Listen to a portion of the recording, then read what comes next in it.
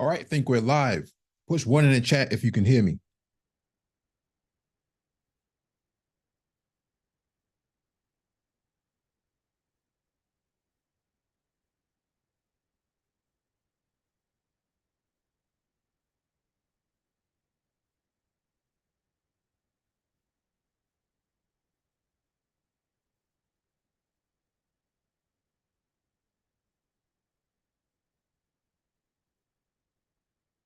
All right, got a confirmation. Thank you for the confirmation. Welcome back to the Black Brain Trust. This is episode 839, Micromobility Talk.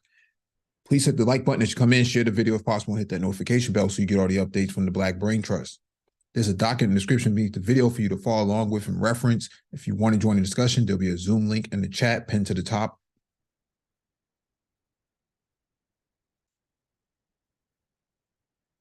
Let me grab the first item on the docket and we'll get started.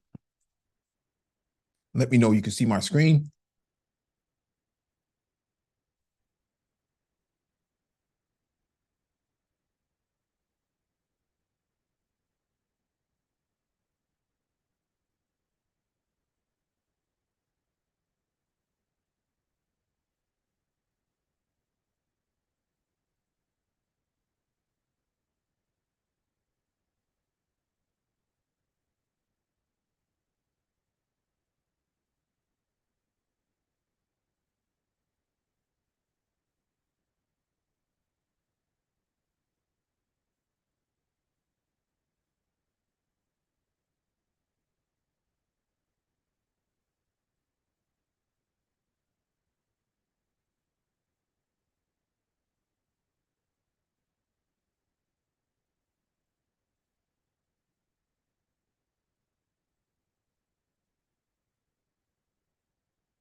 All right, let's get started.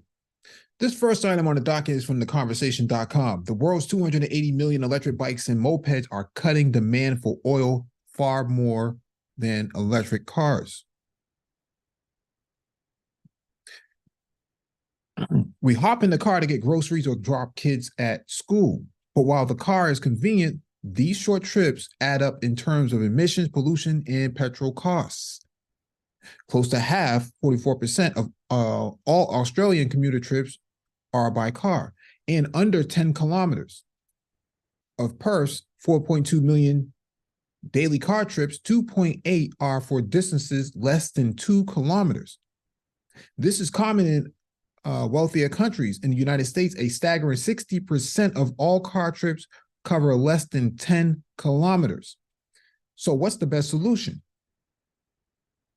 You might think switching to an electric vehicle is the neutral step.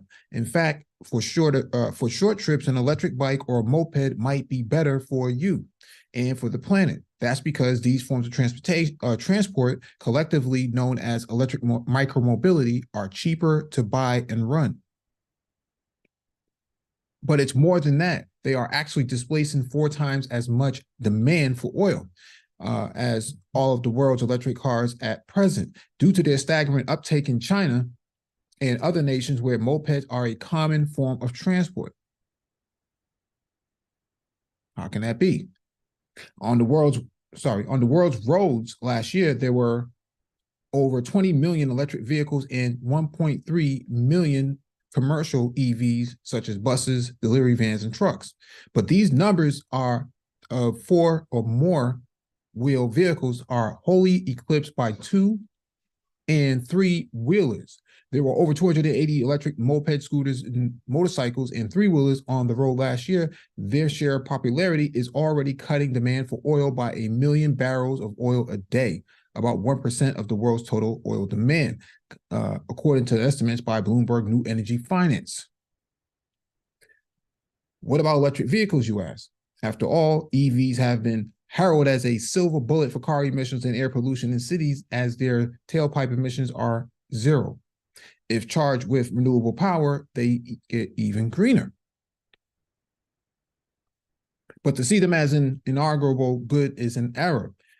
They are cleaner than cars, but they are still cars, taking up space on the roads and requiring a lot of electricity to power them. Their batteries make them heavier than a traditional car and draw heavily on the extraction of rare earth minerals. While EVs are overall much greener than internal combustion engines, battery manufacturer can undermine some of the gains.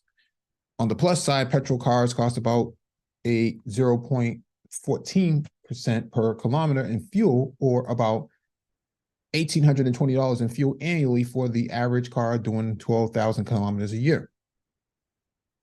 Maintenance averages $910 a year, bringing the total to $2,730 for a petrol car.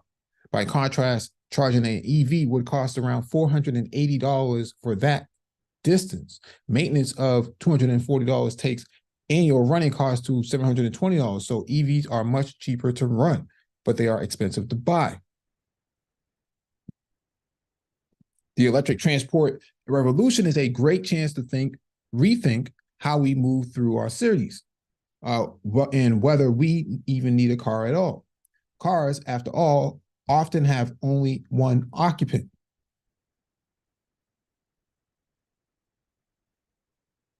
You're expending a lot of energy to transport yourself. By contrast, electric mopeds and bikes use a lot less energy to transport one or two people. They are also a lot cheaper to buy and run than electric cars. If you commute on an e-bike 20 kilometers a day, 5 days a week, your charging cost would be about $20 annually. In Australia, electric bikes are very pricey. Are rapidly going from hobbyist pursuit to a serious mode of urban transport. Over 100,000 e-bikes were sold here last year. Of course, you're unlikely to use electric mopeds or bikes to drive from Sydney to Melbourne. Their real value is in short hop trips. The school run, the milk and bread run, and even the commute, where they take roughly the same time or shorter than a car. Smaller electric options like scooters and skateboards are also offer a way to overcome the last kilometer problem, which plagues public transport systems. This, in short, is the inconvenient distance between your home and the station of or a bus stop. Being able to cover this distance fast can be a game changer for the public transport. If taken up, electric micromobility can cut urban emissions. A study of e-scooter riders in the United Kingdom found these trips produce up to 45% less carbon dioxide than alternatives. U.S. researchers estimate that if e-bike trips expanded to 11% of all vehicle trips, transport emissions would fall by about 7%. As petrol prices increase and battery prices fall, the cheaper running costs of electric vehicles and even cheaper running costs of electric mopeds, bikes, and scooters will keep eating away at the demand for oil. I'm not going to read this whole thing. It's actually the end of it. Here's the deal. We've been talking about this for a while now. One of the biggest issues in the Black community has been environmental pollution. Trucks, trains, buses, cars, you name it. A lot of your respiratory issues can be easily traced right back to pollution, environmental pollution in Black communities. And so when you tie all this up together, this is very true that most of your car trips are significantly less than 10 kilometers. Most places you can walk, you just wouldn't do it because you have a car. But if you take the car away, then you would have to find another means, and that other means happens to be micromobility. It's a perfect way to open this discussion, primarily because we've been talking about this for quite some time. People say it's boring, and I say, welcome Complex Design. What's going on, bro? What's going on? I say bullets. With bullets for that. Listen, I think EVs, right? That's your market there. Mm-hmm. Because in addition to the environmental impact that you're talking about, think about it. For EVs, think about how much cobalt, uranium, all these other rare earth minerals, et cetera, have to be mined. Whereas if we're talking about utilizing, your mic is kind of garbled, Complex. I don't know what's going on there. Damn. All right, give me a second, bro. Give me a second. So that's what we're talking about here. Hey, Mike, can you hear me now? It's significantly better. Okay. Yeah. Damn. Okay. So the whole point I wanted to go and just get out, and then you can go ahead and follow up on this point. Is that with PEVs, the batteries are smaller. Okay. See, so when we're talking about energy density, when we're talking about energy efficiency, climate impact, and all that. See, at a certain point, if you build batteries for electric cars, you're actually producing more waste because Mm-hmm. more materials need to be used Mm-hmm. for something that necessarily doesn't need to be used for what it's used for. So what we're talking about is reducing the number of EVs per market demand. I think they should be made to order. And then my personal opinion. And then with PEVs, you make batteries for that because there's more practical use. The batteries are smaller. There's less climate imprint. You follow what I'm saying, Mike? Yeah, I mean, I think there should be an in contrast alternative. to the article, what you were reading, right? And why they're actually pushing PEV use, because when you do the carbon calculation numbers Mm-hmm. for what a smaller battery can get a person, like let's say from point A to point B, Mm-hmm. getting a task done, all of that. There's literally way less carbon emission, even from a PEV standpoint, than an actual EV. Right. That's the point. Yeah. No, I don't disagree with that. I think that government may have to be the catalyst to actually help drive a lot of this, not just with tax incentives, but helping to produce, or at least setting up the infrastructure to produce more PEVs, right? And so, Yes. or micromobility for that matter. And so, I'm all in on this. I think that the Black community, as a case study, has proven that they are heavily impacted by climate change. They're heavily impacted by environmental pollution. They're heavily impacted by lack of quality transportation. And most that last point, yes. And then when you take into consideration food deserts, well, it becomes a food that desert point. when you have to walk, but it becomes a little bit more attainable when you have something to quickly get on and go get your groceries. So, right, you could throw two bags on a scooter, bro. Like there's clips on scooters and shit like that. You can go to the store, you can throw the bag on your backpack, 2, 3, 4 bags even into that thing. It's like I don't know, man. I would have thought that by now we've kind of, and you give me your thoughts on this. We've kind of gotten outside of that like that bird scooter type of ride sharing. Yeah, I'm thinking we've kind of moved on past that now where I'm more on the practicality side. Yeah. Yeah. Let me get to this next item on the docket from cleantechnica.com. The e-bike impact calculator can help cities accelerate e-bike adoption. RMI's new e-bike calculator helps city policymakers and advocates quantify the environmental and economic benefits of replacing short distance vehicle trips with e-bike trips. To avoid the worst effects of climate change, it's widely understood that the United States will need to electrify its highest emitting sector, transportation.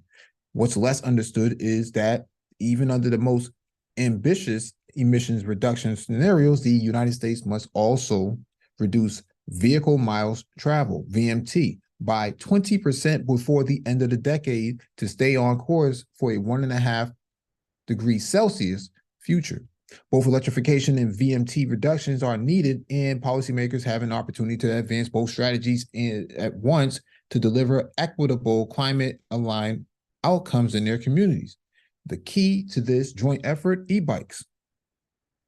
Electrification efforts to date have largely focused on replacing internal combustion engine vehicles with electric vehicles. This emphasis is unsurprising given the car-centric culture of the United States. Research shows that the average American drives about twice the number of miles per year as someone living in Germany, France, or the United Kingdom. The reliance on personal vehicles is a symptom of a nation dominated by highways and urban sprawl, where few have access to affordable and reliable public transportation where cities have a dearth of sidewalks and bike lanes. Cutting VMT by enhancing accessibility will require a variety of interventions, including enabling more compact development and prioritizing climate-aligned infrastructure, investments in bike lanes, transit, sidewalks, and so on. We just talked about that a few minutes ago. These shifts will in turn create an enabling environment for residents to shift away from single occupancy ICE vehicles to more efficient modes of transportation, such as walking, biking, and public transit. In 2021, the Bureau of Transportation Statistics found that over half of all trips in the United States were 3 miles or less, and 60% of all vehicle trips were less than 6 miles. Given that short trips dominate transportation patterns in the United States, policymakers can target short vehicle trips with combined mode shifting and electrification strategies centered on e-bikes. This approach will provide communities with a powerful way to achieve compound benefits for accelerated transportation decarbonation. In recent years, a growing number of cities have begun to recognize the environmental, economic, and social benefits of e-bikes.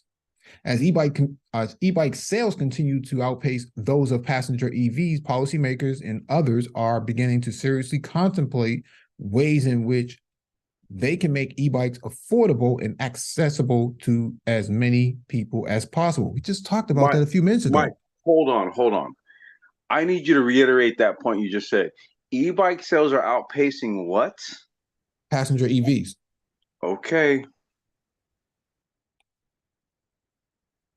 Programs such as Denver's widely popular e-bike incentive program are showing that policy can be a powerful lever to accelerate e-bike adoption.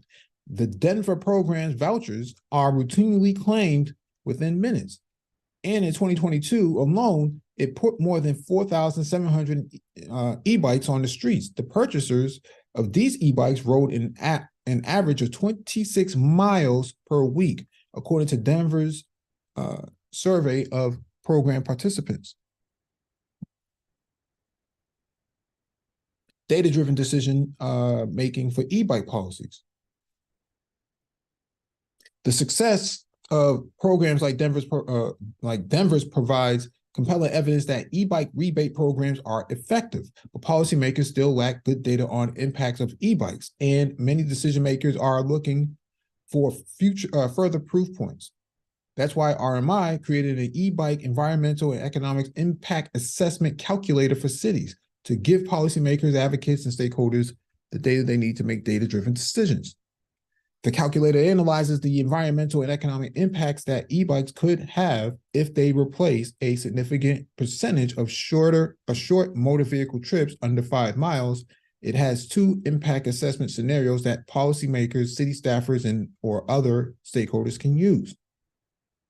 Number 1, assessing the citywide impact of replacing a percentage of short vehicle trips with e-bike trips, either over a period of 10 years or through an immediate shift. And 2, assessing the impact specifically derived from a city e-bike incentive program. Users can input their own variables such as total budget, timeline, number of commuting versus cargo bikes, and the portion of the incentives for income qualified participants to see the potential impacts of a proposed program.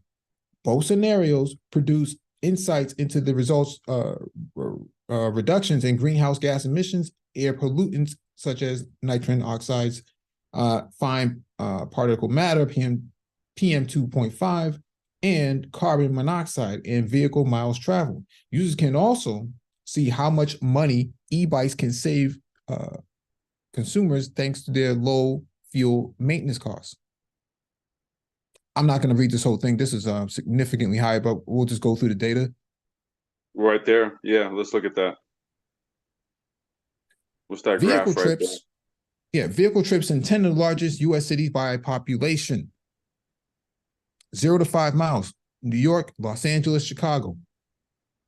Houston, Phoenix. Wait. So wait, in New York and LA and Chicago, so the majority of trips, like over 50% in Chicago being the highest, is literally less than 5 miles.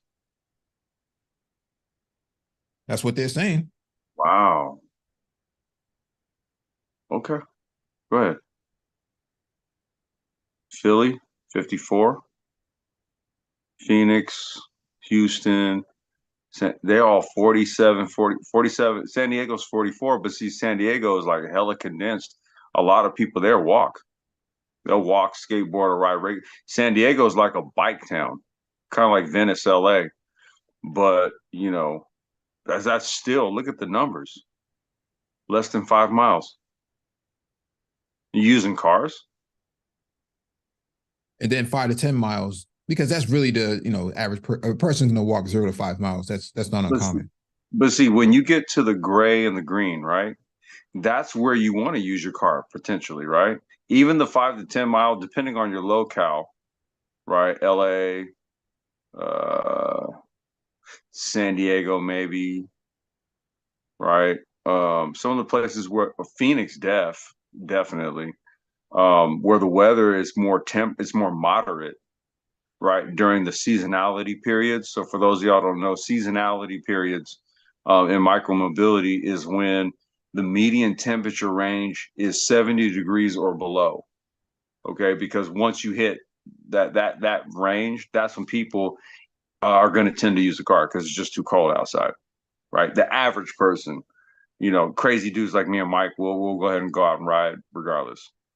But that just shows you right there how much. So look at all that blue. If you ate up the blue utilizing a micromobility device or a PEV, do you realize how much inflation fighting you're doing? Literally just on transportation costs alone. It would only cost you $20 a year on an e-bike or e-scooter. Oh my! Look at the cost. Don't ask Mike. Don't even ask me how much gas I put in the whip out here in Cali. That's why I use the scooter as much as I do, because of what you just said.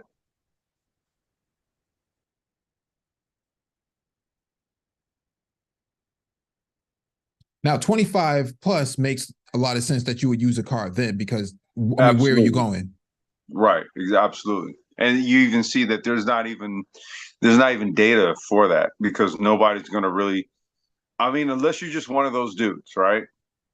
Unless you're like ESA, Electric Scooter Academy or something, or that dude Wilser, you're not putting 25 plus. Yeah, you're not doing that. That's crazy. Look at those numbers.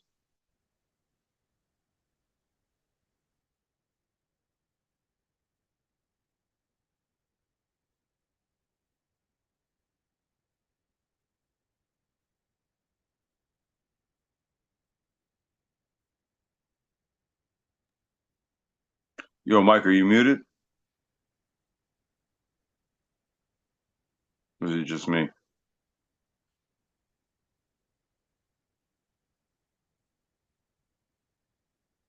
Well, maybe it's just me. Yeah, just give me 1 second. Oh, okay.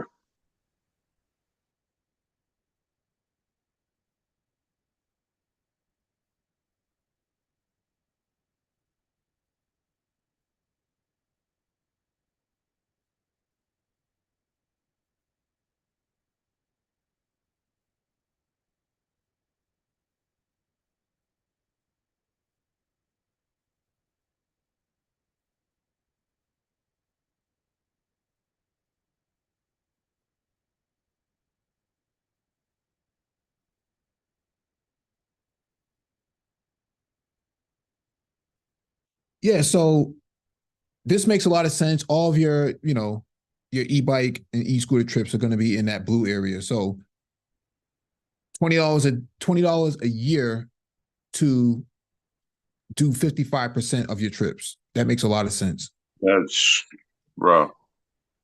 All right, shifting short vehicle trips to other modes of Other modes of accessible, convenient transportation can help local and national governments reduce VMT, contributing to broader transportation and climate goals. For example, shifting 25% of short vehicle trips from cars to e-bikes would cut overall VMT by 3% on average across the 10 cities. The table above shows the weekly and monthly vehicle miles traveled that would be reduced in each city if a quarter of short vehicle trips were replaced with e-bikes in 2024, totaling more than 461 million miles a month. Because the average American drives approximately 1,200 miles a month. Cutting these vehicle trips in the 10 largest cities would be equivalent to removing over 388,000 vehicles from the road. VMT reduction leads to avoided gasoline and oil consumption, and thus a significant shift in greenhouse gas emissions. We just talked about that in the last article.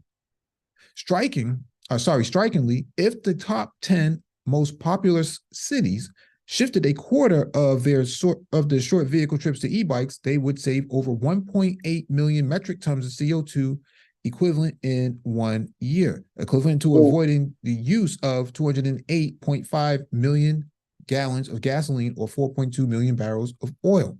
So wait a minute, Mike, just quick. So if you said it was a quarter, yeah. So shifted a quarter of their so a quarter of the percentage of what we saw in that graph. Yeah. Will get that reduction. Interesting. Okay. To put that into context, the emissions reductions would be equivalent to avoiding the use of 4 natural gas plants over the course of a year, or running 514 wind turbines for a year. For some individuals, shifting a quarter of their short vehicle trips to an e-bike may be an overly daunting task due to an unsafe bicycle commute, childcare responsibilities, or extreme temperatures. Nevertheless, encouraging residents to identify a portion of trips that can be shifted to an e-bike can yield significant impacts. If residents in 10 most populated cities shifted 1 in 8 short car trips to an e-bike, they would cut over 920,000 metric tons of CO2. The same emissions reduction as avoiding the use of 2.3 natural gas plants over the course of a year. This shift would avoid the use of over 104 million gallons of, what's going on here? A little stupid form popped up. Dude, yeah. Okay. So just a quick point to that, right? So now what you're talking about is, so let's just say you're talking about doing that shift. So that was a different metric. It said if you use was it 1 in 8 trips? What did it say? 1 in 8. Okay, so if that means if you use 1 in 8, then you get the reduction of, what was that again? 920,000 920,000 metric tons of CO2. Right. See, but think about it like this, right? Think about it in the terms of like what you're doing is you're actually creating an energy credit, right? Because see, more than likely that the reduction that they're talking about is energy that's already been created. So then if you actually reduced it, you actually create a surplus. Right. So that's kind of how one should look at that metric there, in terms of like, okay, well, given the current energy production standards, if 1 in 8 trips did this is what we would see, right? What they mark it as it's a reduction in this. But when it comes to the energy markets, you actually now have a surplus. Yeah. To maximize these savings, cities must build out networks of safe, connected bicycle infrastructure, including separated bike lanes and secure parking areas. Networks of safe bicycle lanes that encourage ridership among vulnerable populations, including children, may make households more willing to forego a second or third car leading to a greater savings from reduced car payments, insurance costs, and other expenses such as registration, parking, and emissions testing. While RMI's calculator does not measure e-bikes' effects on health or economic mobility, it's logical to assume that widespread adoption could improve both. As the American Lung Association knows, over 4 in 10 Americans, more than 135 million people, live in communities impacted by unhealthy levels of air pollution today. We just got finished talking about. Like, literally, dude.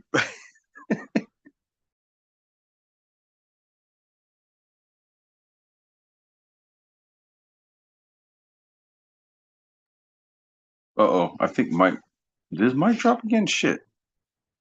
Okay, well, I think his mic might have dropped, but no, to his point, that's literally the point we were just talking about, like 3 or 4 minutes ago. Right. There's a reduction of things, and that does have actual benefits depending on how you look at it. One is uh, a reduction of emissions. That's the first thing, right? Because again, energy that's used. Yo, Mike, you there?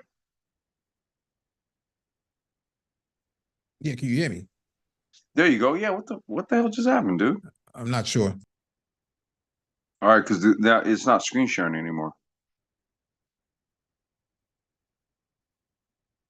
Yeah, that article was up, and I was just kind of following up on that point that you made.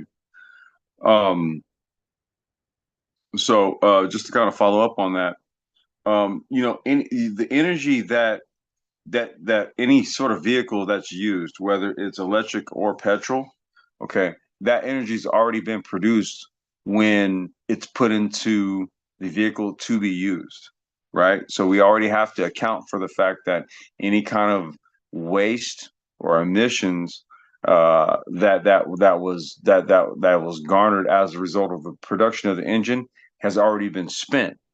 Okay, it's already in the atmosphere. So now, once we transmit that energy, okay, the question becomes, what are we transmitting that energy into? Okay, if we put it in a vehicle, right, like a car, and we're talking about gas, for example, right?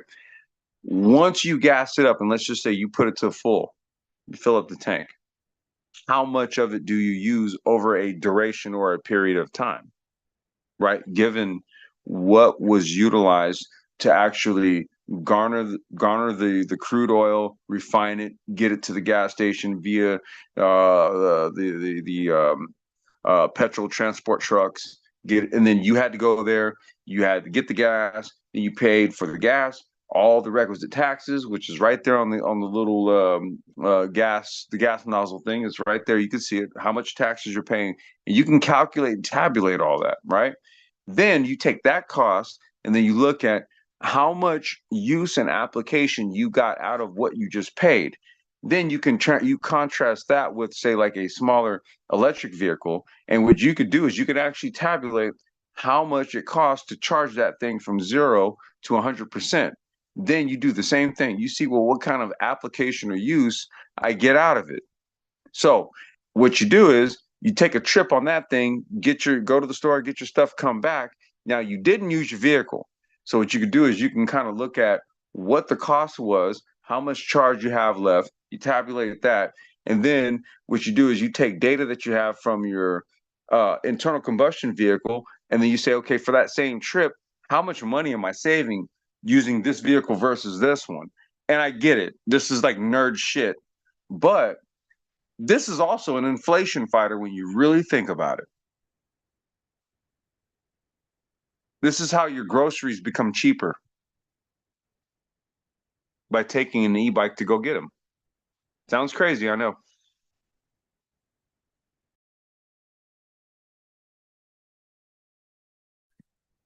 Yeah, poor health outcomes are not shared evenly, with many communities of color and lower income communities at greater risk due to increased exposure to transportation pollution. We just talked about that at the beginning of the stream.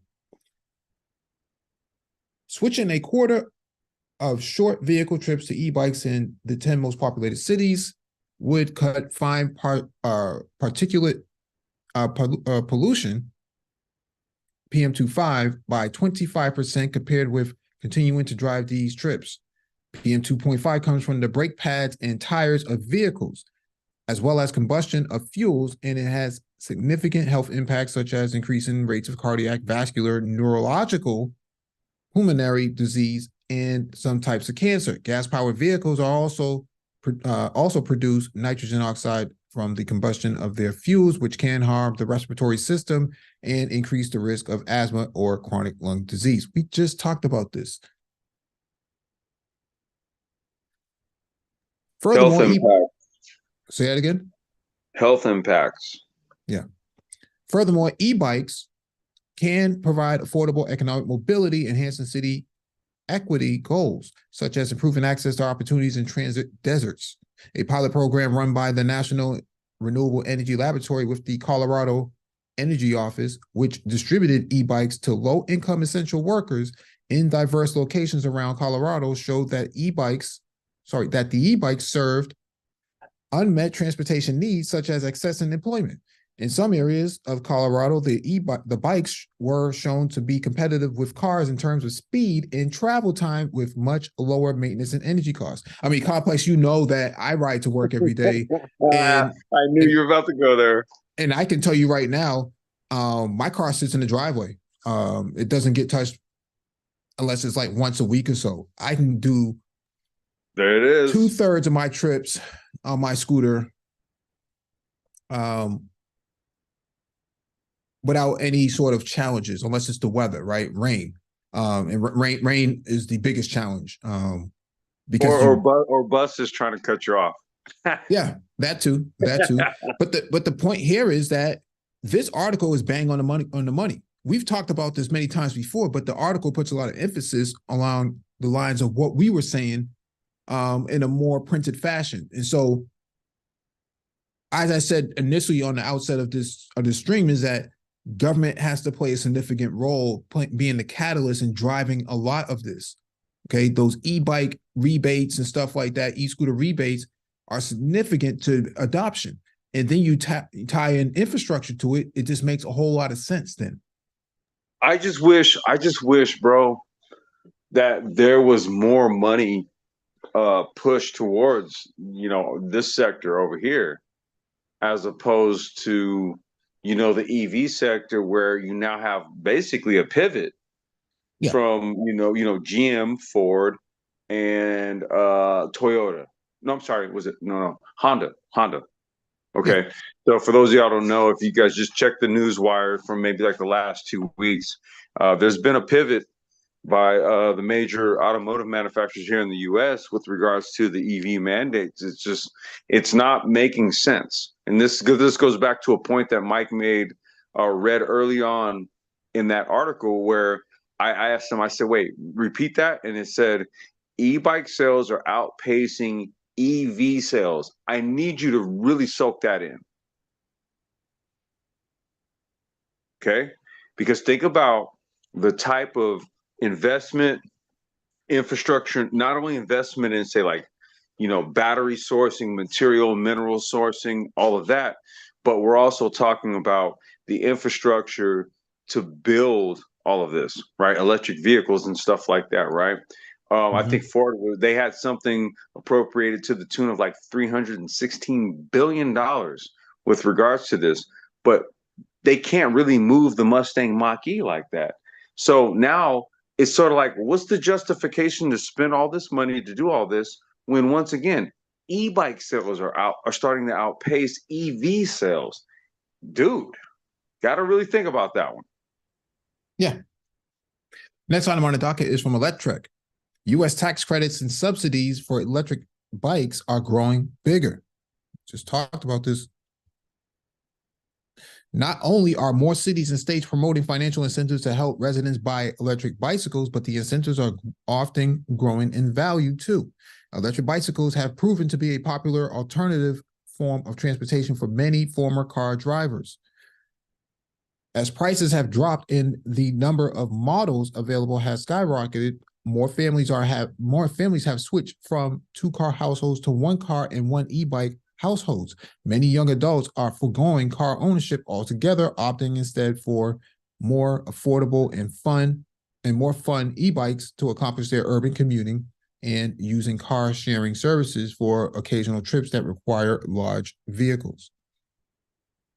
Even as prices have dropped, though, most e-bikes still cost well over $1,000, meaning they can be out of reach for those on tight budgets. That has led to a growing wave of e-bike purchasing incentives at local and state levels, despite a proposed federal incentives failing to pass earlier this year. Government Okay, Mike. incentives. Mike, Yeah. that's what I'm talking about right there. That point right there. See, that's where I'm like, okay, this sector gets handicapped because of that part, right? Because a lot of that money goes to the EV sector, and it's not really even proving that the viability is marginal at best. I'm sorry, go ahead. Well, not necessarily, not necessarily. And so, well, I don't mean to say it like that, but once again, if e-bike sales are going to be outpaced, I'm sorry, go ahead. No, what I'm saying here is what the article is pointing out is that there was legislation that was proposed and pushed. It was pushed back from one party that wanted to ensure that nothing gets past the House. So it's not a matter of them bankrolling, the passenger car. They usually want to pass nothing at all. Yeah, they're not going to do anything at all. They're just gridlocking government. Yeah. That's all they're doing. Making sure that government doesn't get anything out the door. Gotcha. Government incentives and subsidies play a crucial role in making electric bikes more accessible and more affordable for a broader segment of the population by offering financial assistance through rebates, tax credits, or direct discounts. These programs help mitigate initial purchase costs, which is often a significant barrier for potential e-bike buyers. In turn, this helps encourage a shift towards sustainable and eco-friendly transportation, contributing to reduce traffic congestion, lower greenhouse gas emissions, and improve air quality. While many local and state incentives offer tax credits or purchasing subsidies of several $100s, Colorado has offered one of the highest dollar programs at nearly $1,800 of maximum subsidies. The figures start at $500 or $1,100 for a mid-level or low-income residents, respectively. Then there are several $100s worth of subsidies added on for those that opt for adaptive or cargo e-bikes, better able to replace car trips and carry heavy loads, as well as for bike and equipment like helmets and locks. Upway, an online marketplace for purchasing used e-bikes, shared a helpful breakdown of Colorado's program. California has its own major incentive program in the works, though the exact specifics and rollout date are yet to be determined. Bro, don't get me started on that one. Bro? Yeah. We'll talk about that. Okay, finish the article and then I'll bring it up. Go ahead. We've been waiting eagerly for more details, but the last we heard from the program administrator was 2 months ago, saying we are currently launching a multi-phase California e-bike incentive project soft launch, which includes retailer onboarding and training and community-based organization, outreach and community engagement, and the website launch. The next one. That's what I want to get into because I'm supposed to be a part of that. And bro, it's just been one delay after another. Go ahead. Yeah, the next one to 2 months will be focused on retailer and CBO outreach, which will be happening concurrently leading up to the application window opening. There are over 100 state and city level incentives around the US, and the number is growing every week. Micromobility Industries has helpfully compiled the various e-bike incentive programs, even those from outside the US, to make it easier to find one in your area.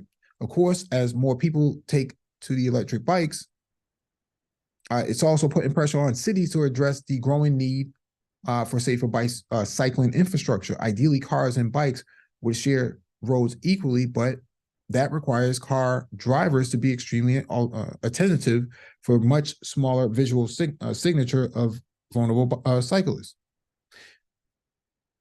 In a world where distracted driving has reached epidemic levels, protected bike lanes that offer cyclists a safer alternative, a safer alternative path are proven to be much more desirable for many e-bike riders. Denver discovered that exact issue when its progressive rollout of highly sought-after e-bike subsidies resulted in the city needing to double down on efforts to expand safer cycling route infrastructure. See, this is a thing, right?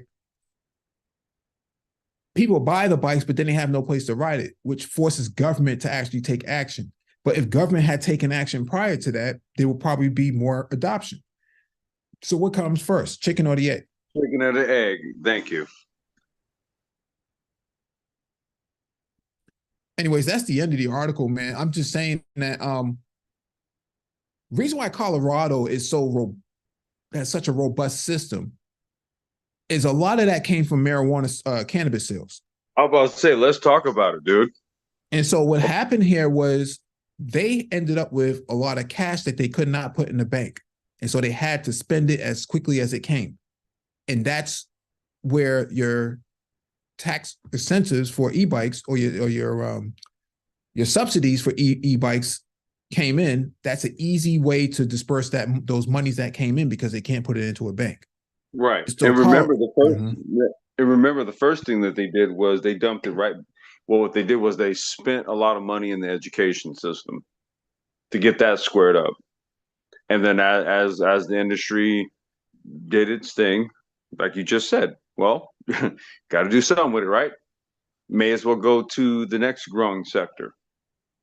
But, you read that part about California and its program where they're onboarding retailers. Okay, so that's guys like us, what we do. And then it's supposed to be this whole thing, dude. I'll just say this. So the issue here is that because the majority of the e-bikes that get shipped out across the United States for the most part are actually warehoused literally like not too far from me, right? The majority of that stuff is literally warehoused here. Now, you'll have the actual companies that do the warehousing. They'll actually set up then a company to then get the money, right? So now it's a foreign company in so many ways, or in a lot of ways, actually getting money directly from the state, or let's just say from the federal government, when it's actually, per what Mike read, it's supposed to be the retailers, which are guys like me, right? And so the problem is that it's the onboarding. It's the onboarding of all of this. That's why I was saying when you read it and I said, boom, bingo. Okay, I don't really have to go into too many details because they actually just did it. But what you're now looking at is a new sort of scenario where it's usually guys like us who are sourcing all of these vehicles, and then we're actually the dudes that are responsible for then marketing it here and then bringing it to the market, getting it in the marketplace, etc. Whereas there's also a way where a company from overseas can actually kind of do that themselves. And so now it becomes a thing where a company just kind of circumvents retailers, the people who also do all the warranty work, repair work. They do all, they circumvent them and then get direct monies from the federal government. So they're trying to not have that happen. Yeah. All right. Next item on the docket is from Ride Apart. This new moto helmet has an embedded NFC medical ID chip. That is dope. The new Carberg Drift Evo 2 uses an NFC chip in the helmet to store medical information you choose for emergencies. Let's get into this. Italian helmet maker Carberg just introduced its new Drift Evo 2 full-face helmet as part of its 2024 collection. It's ECE 22.06 certified and comes with a load of the features that you'd expect from a modern full-face helmet. But it also comes with one extremely interesting and pretty unique feature. An NFC medical ID embedded in the spoiler. Carberg collaborated with fellow Italian company FEI, short for Fast and Ecological Information, to integrate this functionality into its latest Drift Evo line iteration, the Drift Evo 2.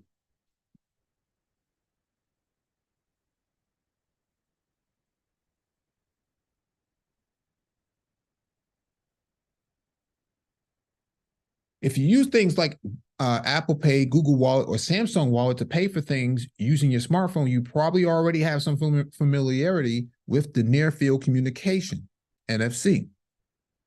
That's the same technology that Carberg is using for its new Carberg SOS medical ID system, which has so far only been announced on the new Drift Evo 2 lid in the helmet makers lineup. Thanks to the NFC chip that's embedded in the helmet and a sticker on the outside of the helmet that tells the first responders where to scan, other people can access your selected personal data, medical information, or emergency contact information if needed. Think of it as 21st century way to make your critical medical data more accessible in the event of an emergency. Is that through, is that like a QR? No. Well, yeah, it would be a QR. Okay. But the thing here is it's more the chip than anything else. No, I'm saying, but like, so when it's saying like there was like you scan something on the helmet, because like you go down, right? And the dude's like maybe say like unconscious, and then they get there and they pull out their device and boop, they know who the person is, just like that, right? No, you tap in the helmet with whatever medical first responder device that they have. Okay. No, the medical the NFC chip had your medical information in there. Once first responders get to it, then all they have to do is tap the helmet to understand what medical conditions pre-existing or otherwise would be there. Got it.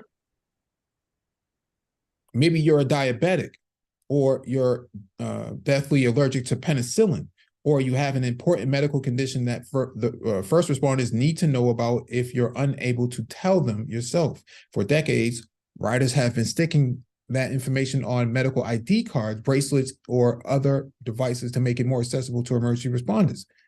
You always hope that you won't need it, but you also figure that it's better to be safe than sorry. That's why I was asking that. That's why I was asking that right there. Like, dude, when they get close, does it just basically give you all that data? Yeah. Okay. Once a first responder arrives on the scene, they can use their smartphone to scan the chip and view your chosen medical information in emergency contacts.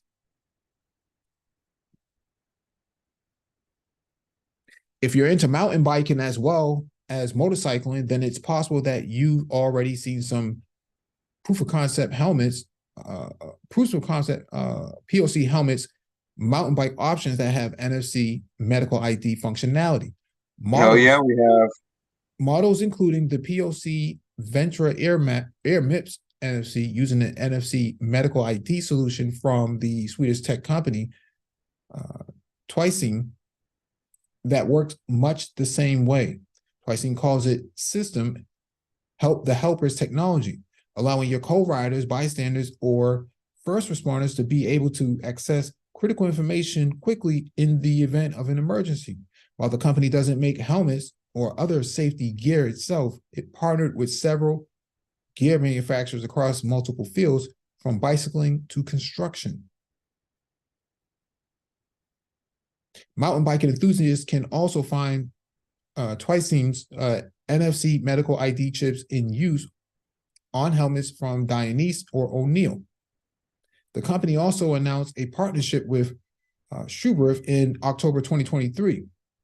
Although Schuberth is well known for the motorcycle world, the helmets it has announced so far that will come from Twising's NFC medical ID tech will be of the industrial safety and fire varieties. Plenty of motorcycle jackets come with the special medical information pouch on their sleeve where riders can stick the emergency information that they think should be known about them. Many are even waterproof. so they are more likely to be legible if needed. Also, plenty of riders might have a medical ID feature set up on their smartphone already. And in 2023, most riders are likely to carry smartphones, just like everyone else. Also, there's the constant question of knowledge. If first responders don't know about this quick and easy way to access vital information, then how useful is it in practice?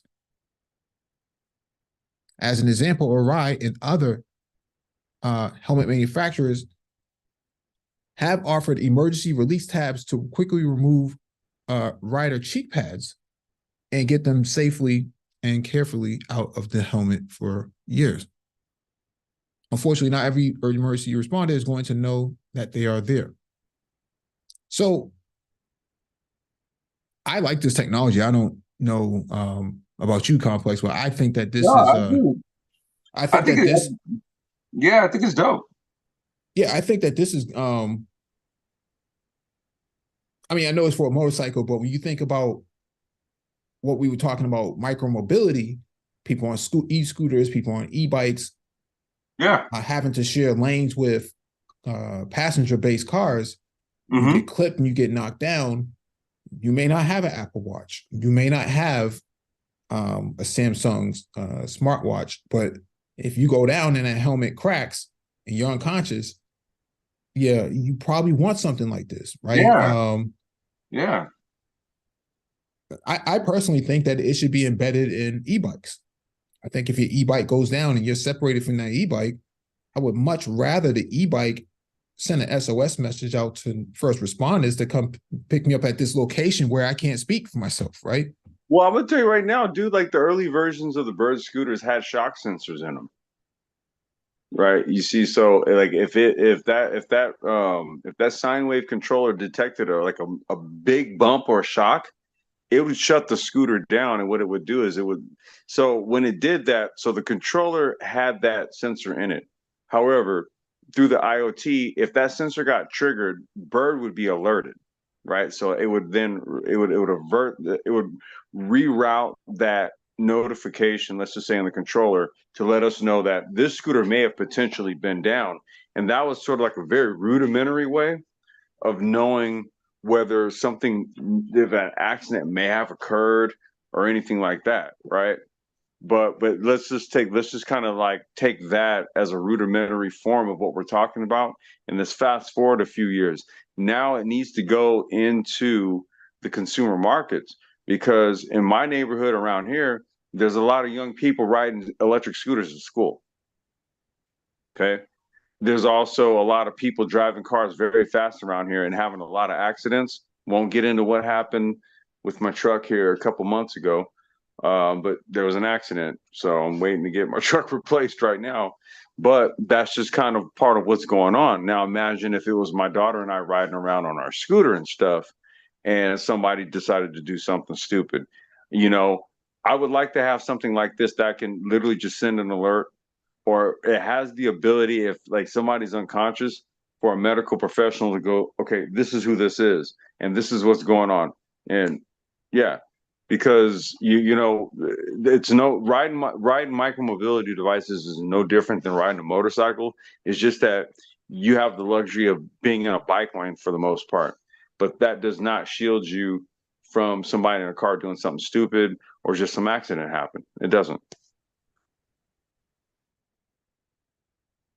All right, next item on the docket is from Electrek. Domino's to use this flashy new delivery electric bike with a built-in pizza oven. Oh, get out of here.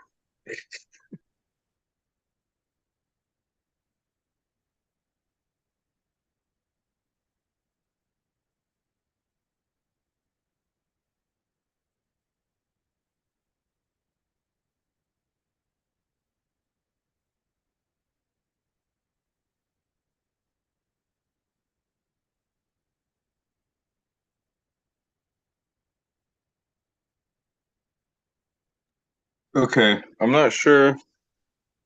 Once again, if something happened with Mike's audio, I'm not sure. But it's interesting. Well, I want to save my thoughts until after this. No wait for Mike to come back.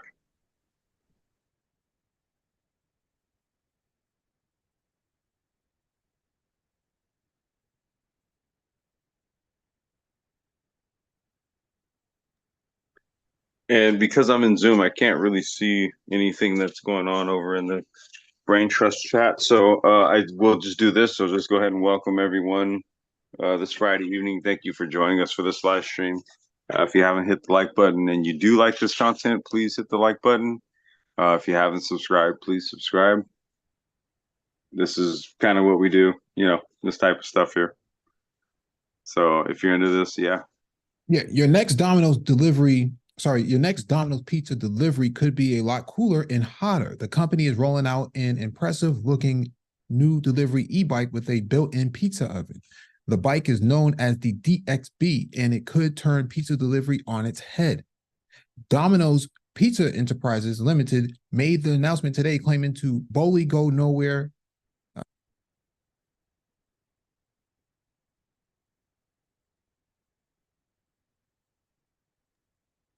Did your audio just cut again, bro? Okay, wait. I think okay, let me see. I think might have some audio issues because I want to say his audio just cut again.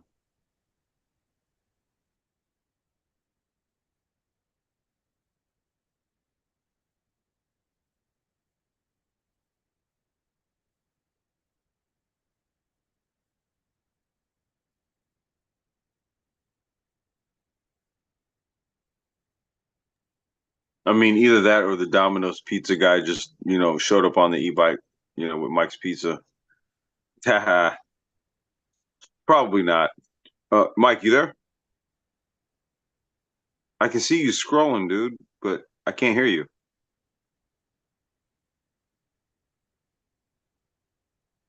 What is going on?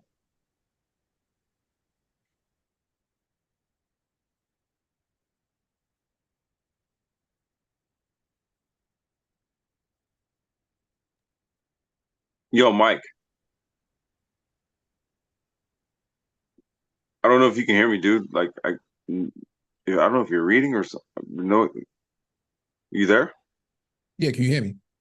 Man, there you go. Yeah, there you go. All right. The DXB delivery bike is built on a somewhat conventional looking electric bike frame, but quickly throws that convention to the curb when you see the bike's rear.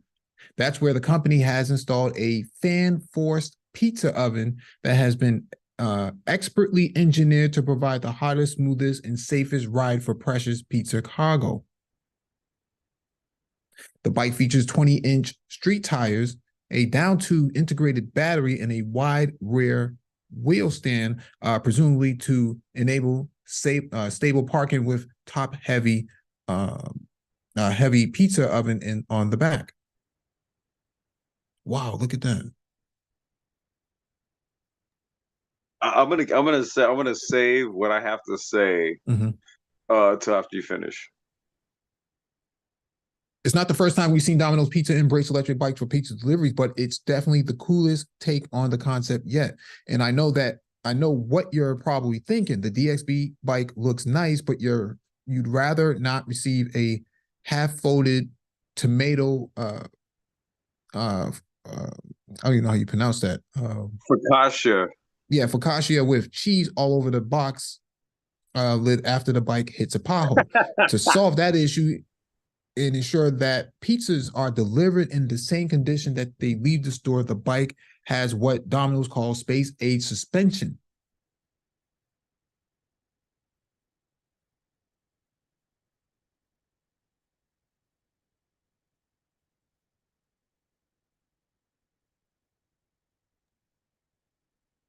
Yo, damn it, dude! Did your mic cut out? As the company explains, stabilized space suspension that cuts G-forces by an incredible 67%, the chance of turbulence for your pizza is zero, arriving at your door exactly as it was lovely handmade in store. Perhaps Domino's should run a side hustle building mountain bikes. Oh, and another cool feature that isn't explicitly mentioned but is pretty darn apparent from the images we received is that the rims appear to have a blue luminescent coating with a set of frame-mounted lights to charge them up. If the massive glowing pizza box weren't visible enough, it would be hard to miss those rims. Fun features like those almost helped me ignore the rim brakes. Almost. If you're excited to get your pizza delivered by a DXP bike in the US, I've got some bad news for you. This e-bike is being rolled out in Domino's Pizza Enterprise markets, the territory covered by Australia-based franchise of the US company Domino's Pizza. Oh.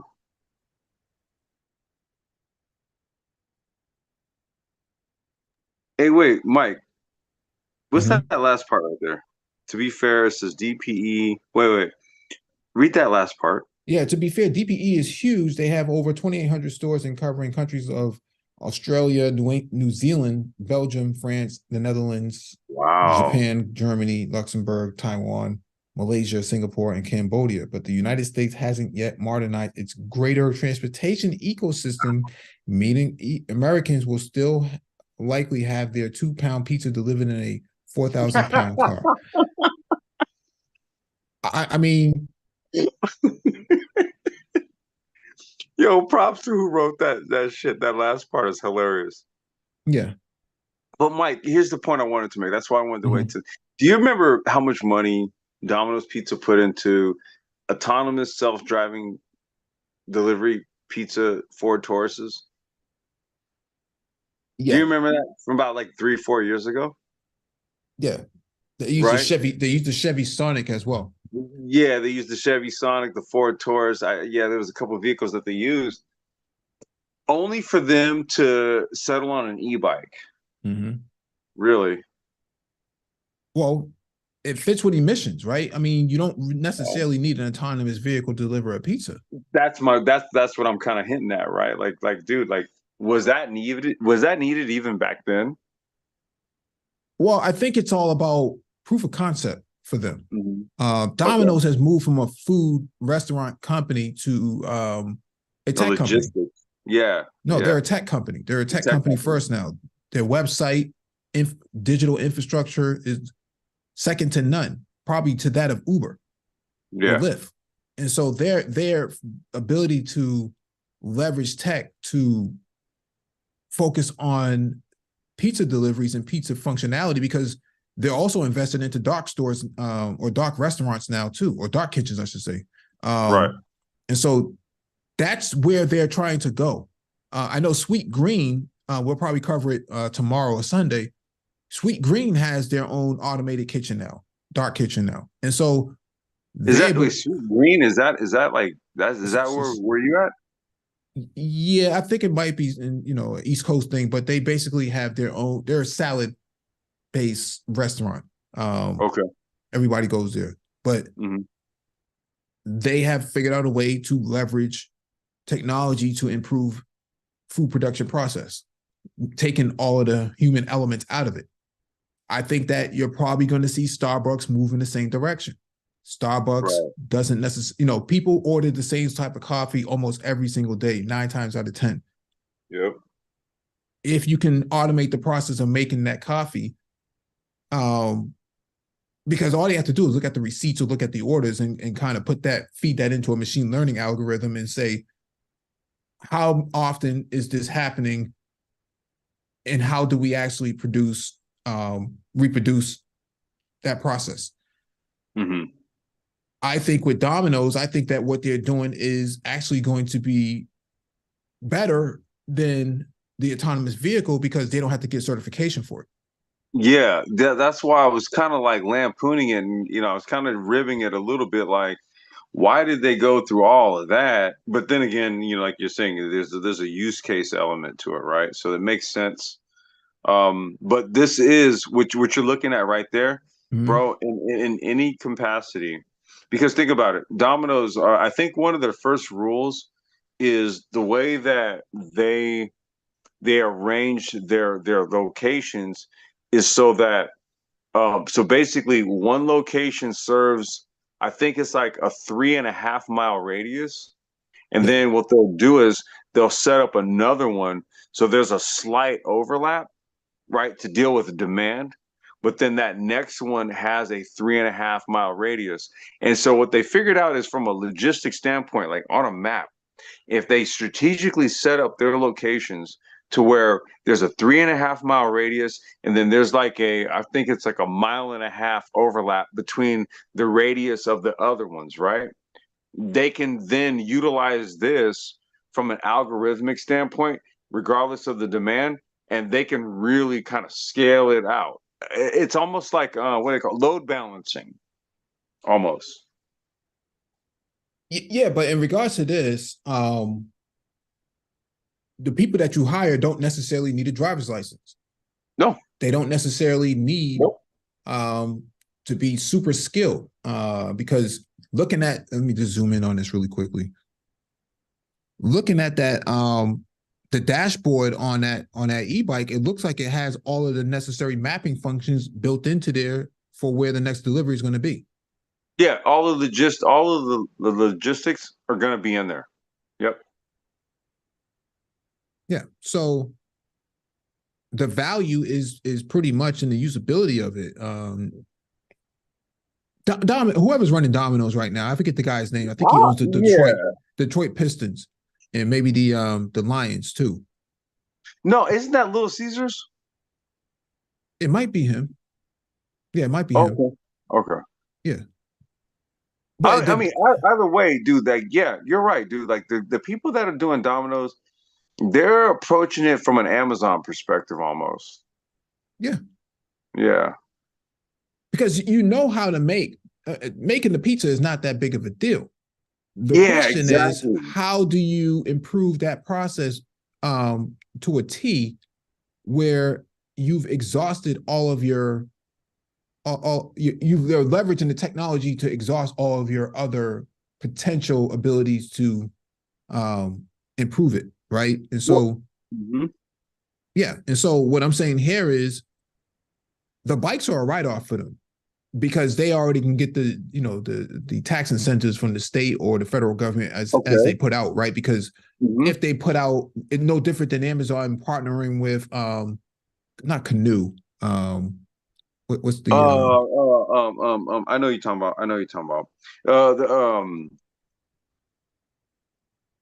Damn. Was it Rivian? Yeah, Rivian. Rivian. Right. And so Canoe is for the short the little bus thing and whatever. Rivian is for the other shit. Yeah. And so as long as they produce X number of e-bikes, that's written off for them. They don't have to worry about that because it's going to make the money that they're going to make based on customer satisfaction is going to come right back to them in the end. It's not that. Mike, yeah, I was going to say, but this is okay. We talked about an inflation fighter on the consumer level, right? This is let's just say like a B2B inflation fighter. So what you're doing is from a business standpoint, you're reducing your transportation costs to move your product to the end point, right? The end sales point. End sale? Right. Well, think about this. Think about this. One shop can have 5 to 10 e-bikes. Means that you have 5 to 10 workers. Because if you had to do 5 to 10 vehicles, gas-based vehicles, that's not sustainable. Right. No, it's not. It's not sustainable. You're gonna lose costs. You're gonna get into accidents. You have to get it registered. You have to pass emissions. You have to get a licensed driver, someone with a perfect record. There's maintenance costs on the vehicles itself, insurance. Yeah, the TCO. All that stuff, right? Yeah, the TCO aspect. Yeah, if you remove all that though, right? Yeah. From a business standpoint, this is an inflation fighter. This makes your business more profitable. That's what I wanted to kind of highlight there. Yeah.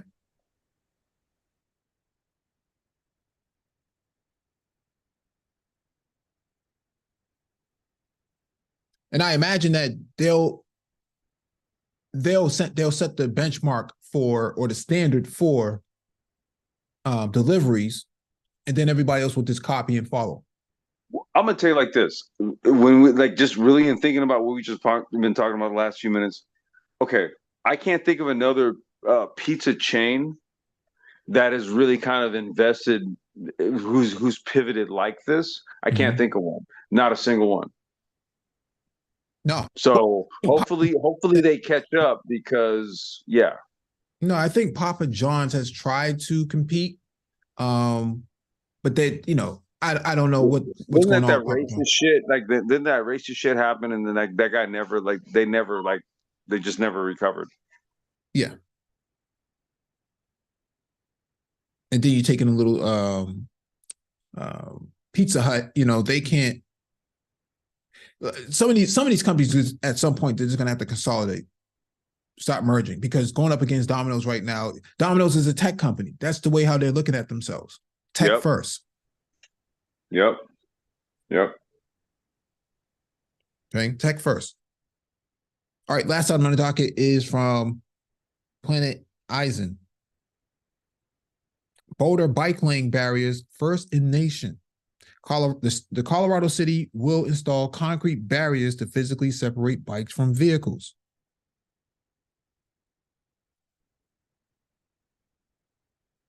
A press release from the city of Boulder announces the installation of new concrete tall curbs on some of the city's protected bike lanes. The press release explains the tall curbs will replace existing striped buffers and flexible white posts as strategic. Prioritize locations on baseline roads between 30th Street and Foothills Parkway. Ongoing work, along with community feedback, will help inform more significant improvements during the next phase of work beginning in 2024. So let me read this last piece. The project will be the first in the United States to use the more robust lane separators in an effort to improve safety for people on bikes. Several of the tall curbs will showcase art from local artists selected from the city's mural roster. This is greatly needed. As someone who commutes to work, I can't tell you how many times I have to walk a tightrope just to get to work because folks are not paying attention when they're driving, picking their nose on their cell phone, jacking off. Who knows what these people are doing? They're always in the bike lane. And the bike lane is usually clearly defined on the road, and they still seem to find a way to get their very way. green markers, right? There's these green that you see it right there. There's green markers that denote which is which. Now, for those of y'all that don't know, I've been privy to watch some of Mike's ride vids. They are insane. Yeah, I'm just gonna tell you that they are insane. Yeah. And so, I think you're going to see less and less people injured and less people killed with these tall barriers. This makes a lot of sense. I have my ideas about where they're placing them as opposed to, where they're not placing them. I mean, the law here says that we have to have 4 feet. Drivers have to give 4 feet to cyclists. In terms of forward, sideways, and backwards. And so what's happening here is everyone's trying to come up with an innovative solution to protect bikers, or cyclists, I should say, in this new emerging economy of micromobility. There's a place for everybody in the economy. And whether it's the infrastructure side, the maintenance of e-bikes, the selling of e-bikes, the selling of protective equipment like helmets and gloves and jackets and whatever have you.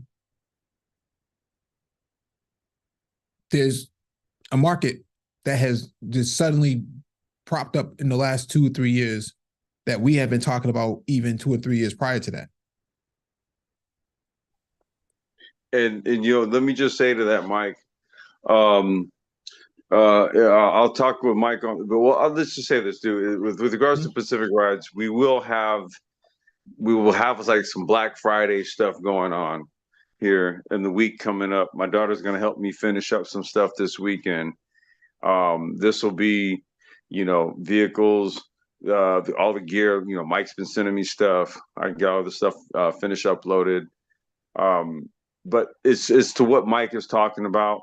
And with regards to that too, there's been previous live streams where we talked about the finance aspect of it, right? So there's that as well that's available to really kind of like leverage this in such a way where we're looking at, once again, affordable ways to utilize alternative forms of transportation to fight things like inflation. Not only that, we already talked about the climate impact part of it.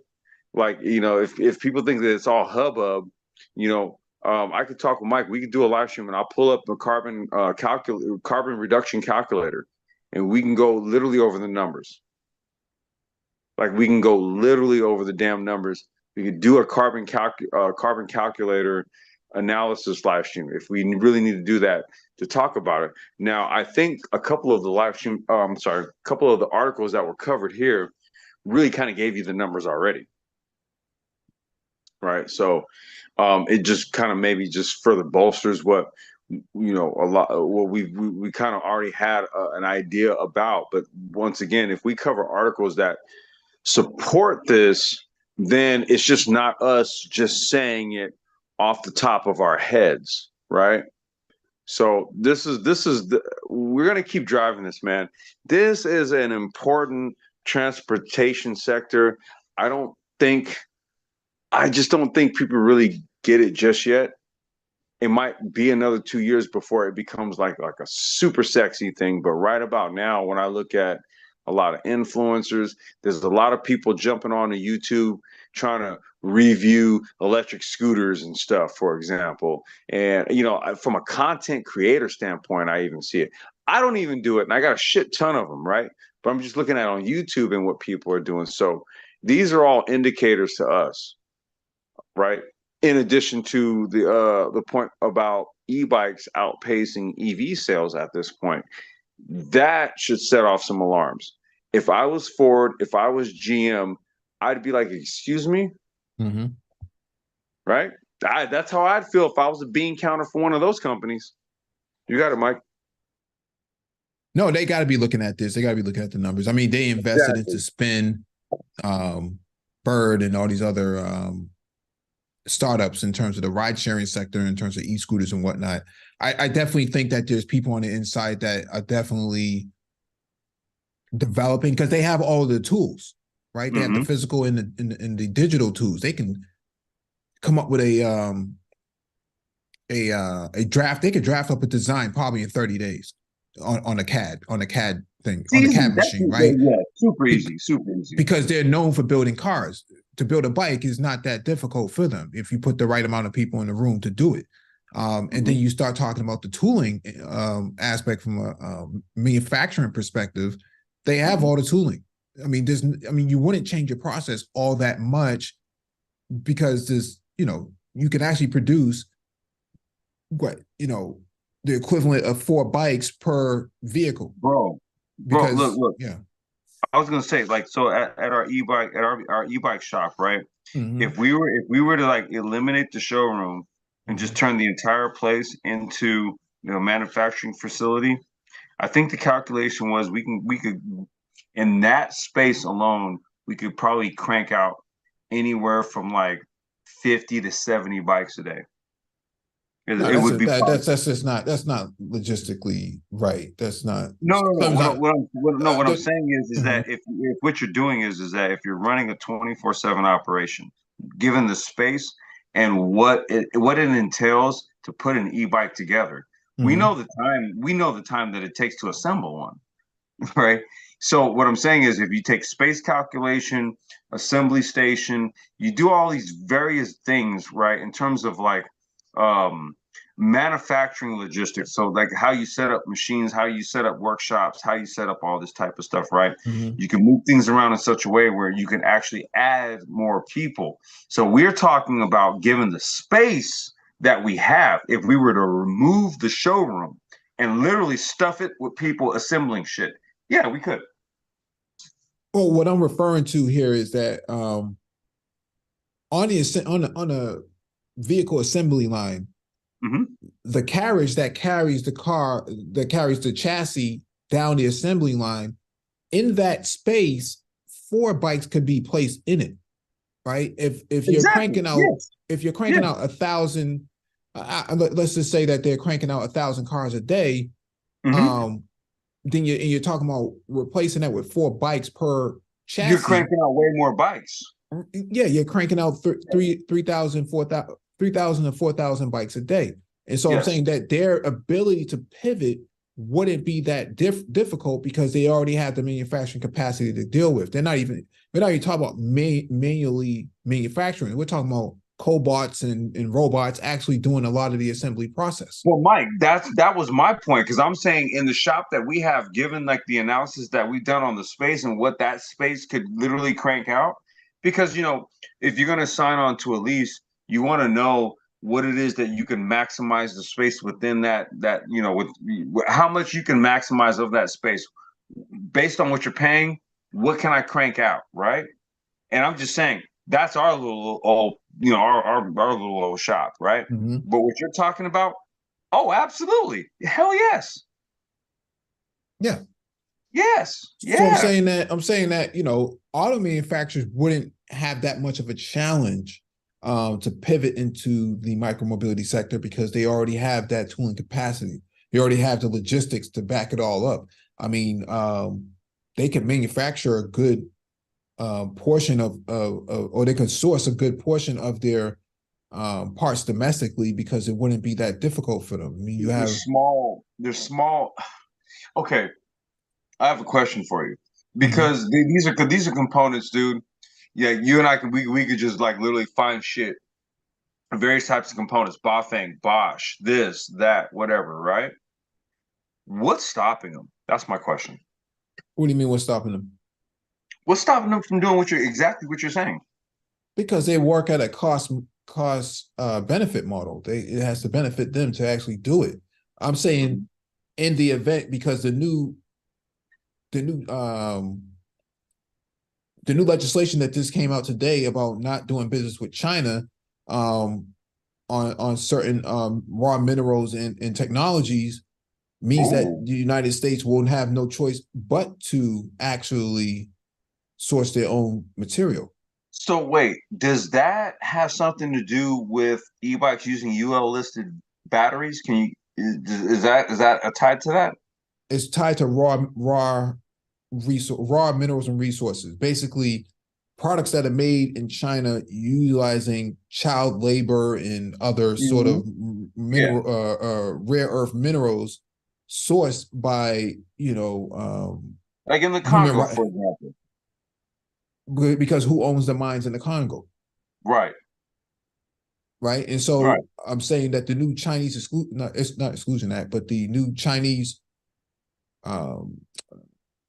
resource, I forget the name of the basically the title of the legislation, but basically what they're saying is if you cannot buy source material from China that has been leveraged using child labor and other sort of human rights violations.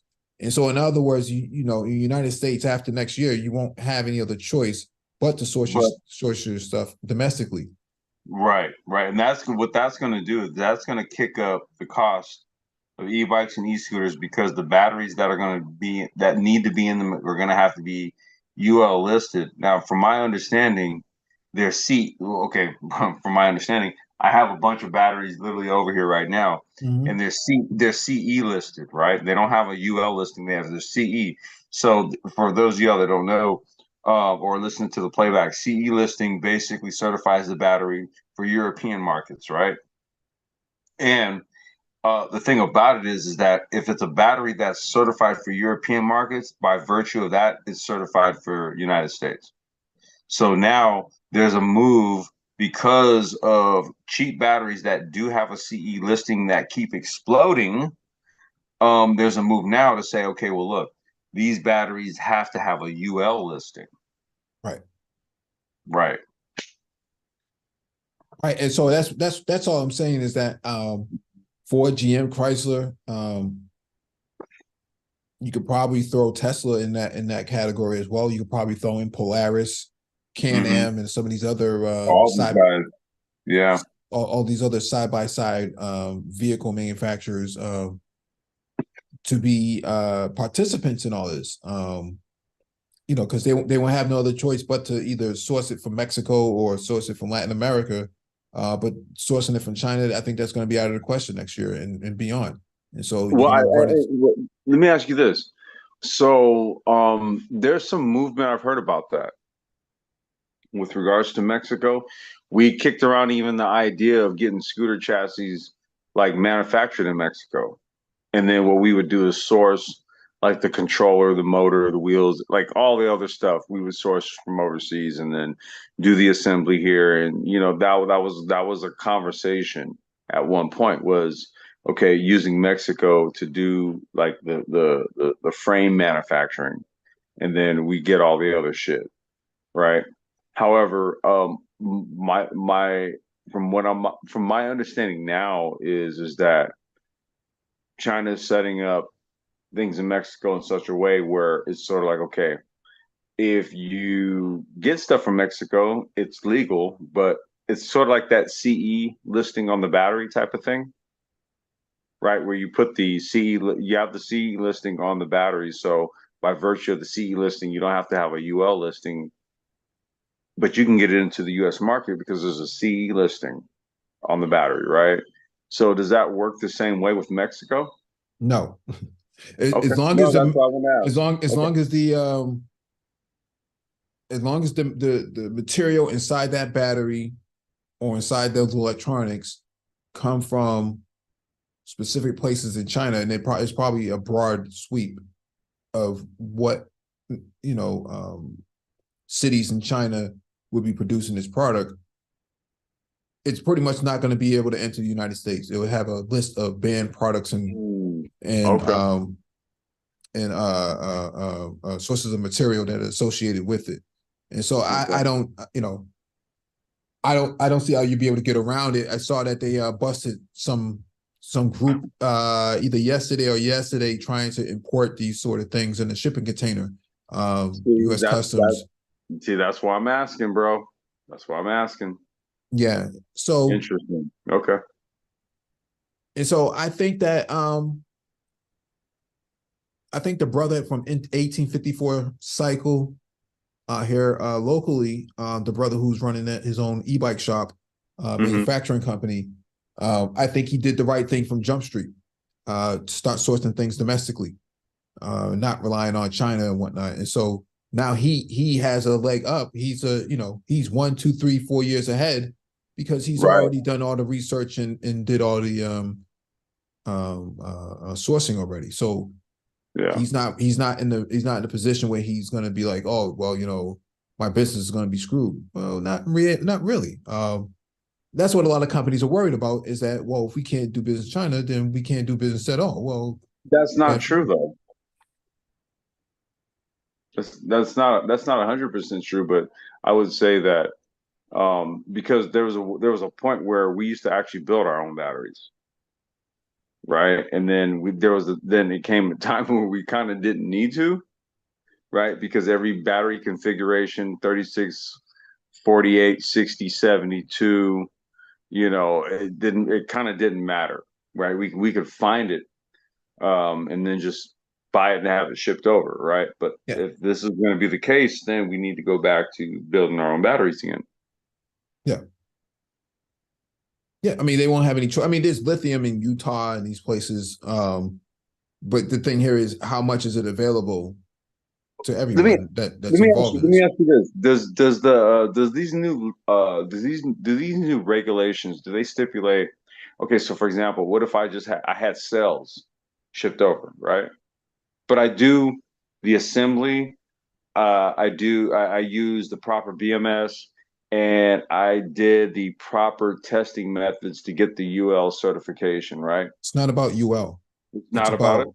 No, it's not about UL. It's about where is the source of those raw materials coming from, and how are they actually being mined or retrieved. But isn't that part of that whole UL listing, or is that just more about the cell construction in and of itself, right? It's not certified in terms of its Okay, because the cheaper cells basically they blow up. This goes back to the hoverboard days in the early 2010s, maybe, right? Where you had the batteries that were blowing up, and so now you see it in e-bikes as well. And I was thinking that the UL but okay, maybe I'm thinking about the UL thing a little too much. I think what that is that's just more of the United States saying what we want to do is just certify that any batteries that are used in any kind of vehicles that are 36 volts and up have been certified based on the UL process. Yeah, what the That's UL, separate. That's separate from what you're talking about. yeah, the UL listing is separate Yeah. from the regulatory body that Right. or Okay. the Okay. legislation. The regulatory body is separate from the legislation that's going to be passed. Right. Um, Okay. Okay. and so it's just an attempt to ban Chinese products from being imported into the United States, and then that would actually stymie. Like they were talking about BMW this morning, actually does source material from China for its. Kind of. So does Um, Ford. well, from a car standpoint, the material that they would be utilizing would come from China, and they say that they don't use material from China, but in fact, 20% of the Oh. components. So on one hand, they say that they don't do it, but in reality, 20% of the components actually do come from China, and so it's going to be up for scrutiny, because then what happens here is if you say that you didn't source it from China, you know, based on these sort of human rights violations that are utilized to um, Mm-hmm. obtain these sort of resources, raw mineral resources, and you already put that vehicle on the road and you sold all these vehicles, you may end up having to crush these vehicles if the United States government finds out that this is what you've been doing. Now, Because they I can't heard, be on the road, right? yeah, I heard recently that Ford. So they were having a problem, with the electric F-150. They were having a problem with the battery systems on all those. There's a very public display of this. If you guys Mm-hmm. go and look up Hoovy's Garage, look up Hoovy's Garage electric Ford F-150. Mm-hmm. Go look up those couple of videos, and you'll see what I'm talking about. Yep. So the original batteries had a problem with them. And so because of the new vehicle technology, battery technology and all that, the warranty program was shoddy at best. And so then they went with a different battery chemistry and setup altogether from China and all that. This is like literally, I was just hearing this like a couple of days ago. So it's interesting that you say that, and then at the same time, you still have your major automotive manufacturers, i.e., Ford and GM, Mm-hmm. doing the same thing. BMW that you just mentioned, dude, they're still sourcing those components from them. Yeah, for now, up until Well, they can yeah, no for longer now, do yeah, it, right? true, And right, so right, that yeah. and so that means that they would have to come up with a different process. They may have to, that's kind of the purpose of the United States trying to get into Africa, is to take over some of Just the to get over that, yes, to start taking over the production of batteries, development based on the cobalt and the coltan and uranium and the lithium yeah, mines that are already there. hmm If you manufacture it in Africa, then it makes it that much more difficult to actually for anybody to go directly to China to actually source their components. And right, so that's what the African leadership is saying, that, well, we don't want the infrastructure anymore. We actually want to own the manufacturing process. And so what that does is displaces China and puts them in a pickle, because the United States won't be buying those components anymore, which they desperately in the United States is the number one customer to China in that regard. So what are they going to do? They would have to send it to some kind of third party. I imagine that they would start setting up third parties in Africa to have a 60-40 split in the profits to sell those components to the United States. right, right. And there was a metric that I saw recently, right? See, so like if you were to take all of the individuals that are working in these mines, right? They're all well, not collectively, each individual, they're probably paid the sum total of $500 a year, right? To mine this shit. However, the export on the minerals themselves is about $12.5 billion. Of course. Yeah, it's bruh. Yeah, that's where the artisan miners are being Mm-hmm. ripped off, and that's what the whole legislation is really supposed to be about. Is yeah. Allegedly they want to protect child labor exploitation, but in reality, you know, we have child exploitation in the United States going on at Kia and Hyundai down in Alabama, where Yeah, they're yeah, having in Alabama, dude. They say you got 14-year-olds working at the plant, bruh. yeah. Even some people have said they had 9-year-olds sweeping up floors and stuff like that. Just Wait, really weird, 9? yeah, just really weird stuff that was going on that didn't make a whole Whoa. lot of sense. Yeah, okay. All right. I'm gonna leave it there. Yeah, it doesn't make a whole lot of sense, but that's what they were doing. And so you can't really tell China, you know, how they need to be manufacturing their technologies if, in fact, the same labor practices that you want to outlaw in Africa or some of these other places like Going Xinjiang, here. yeah, it's already going on here. So, you know, it's not uncommon that prison labor is being used or was utilized at one point to I can tell you manufacture. about that, dude. My dad worked in the damn penitentiary system here in California, bro, for 28 years. I can tell you all about that shit. But I'm tripping on the fact that because I heard about the 14-year-olds working at the Kia factory. I heard about that. Okay. 9-year-olds though? Well, I mean, everybody has a place, I guess. You know, Hey man, don't well, yo. that's what I'm saying. So I get it, bro, but no, because for real, it's like it fucked my head up that there was 14 years working at a Kia plant. I'm like, dude, what are you doing at the Kia plant? I want to say that was an electric car facility, for the electric Kia cars. probably. Okay, why is there 9-year-olds there though? Look, I'm questioning why there's 14-year-olds, but then we go to 9, and I'm like, well, goddamn. Well, maybe they wanted to, they didn't have somewhere to place their kids during the pandemic because schools were closed, and So it they made wanted them useful. yeah, we'll make you useful, go You sweep make up the useful. floors or Goddamn. go pick up some ball bearings or something, shoot marbles. Goddamn. Wow. Interesting, bro. Interesting. Yeah. So that's where we are with this. And that's why, this kind of discussion is really important because where are Black people in all of these kind of conversations? I don't see, much talk about it, even though it's a multi-billion-dollar industry right now, close to $10 billion, just for the micromobility sector now, from an infrastructure standpoint and from a sales standpoint and from a research standpoint. There's a lot of money on the table, and I don't hear too many folks talking about it. Those are my final thoughts. Thank you all for joining us. Please hit the like button on the way out, share the video if possible, hit that notification bell so you get all